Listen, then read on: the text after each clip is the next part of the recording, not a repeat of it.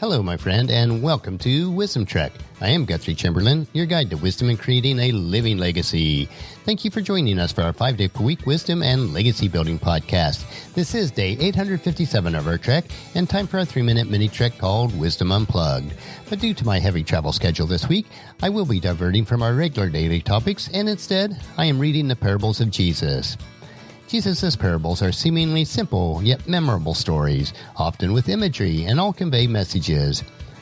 Scholars have commented that although these parables seem simple, the messages that they convey are deep and central to the teachings of Jesus. Christian authors view them as not similitudes, which serve as a purpose of illustration, but as internal analogies, in which nature becomes the witness for the spiritual world. Many of Jesus' principles refer to simple, everyday things, such as a woman baking bread, a man knocking on his neighbor's door at night, or the aftermath of a roadside mugging. Yet they deal with major religious themes, such as the growth of the kingdom of God, the importance of prayer, and the meaning of love. In our Western civilizations, these parables form the prototype for the term parable, and in the modern age, even those with little Bible knowledge, the parables of Jesus remain some of the best-known stories in the world. We are broadcasting from our studios at the Big House in Marietta, Ohio.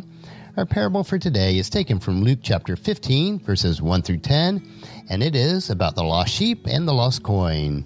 First, the parable of the lost sheep. Tax collectors and other notorious sinners often came to listen to Jesus teach.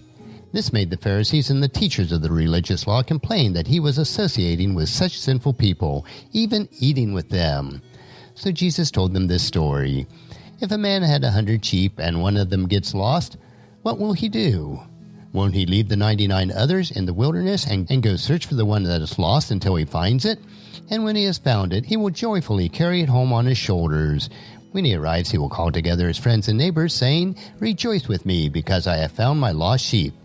In the same way, there is more joy in heaven over one lost sinner who repents and returns to God than over 99 others who are righteous and haven't strayed away. Next, we'll go to the parable of the lost coin. Or suppose a woman has 10 silver coins and loses one. Won't she light a lamp and sweep the entire house and search carefully until she finds it? And when she finds it, she will call her friends and neighbors together and say, "Rejoice with me, because I have found my lost coin." In the same way, there is joy in the presence of God's angels when even one sinner repents. And that'll be our parables for today. We do have one last parable on tomorrow's podcast. And thank you so much for joining me on this trek that we call life. Encourage your friends and family to join us and then come along with us tomorrow for another day of Wisdom Trek, creating a legacy. If you'd like to listen to any of the past 856 treks or read the Wisdom Journals, they are all available at wisdom-trek.com. And I encourage you to subscribe to Wisdom Trek on Apple Podcasts or Google Play so that each day's trek is downloaded to you automatically. And thank you so much for allowing me to be your guide, your mentor, but most importantly, I am your friend as I serve you through the Wisdom Trek podcast and journal each day.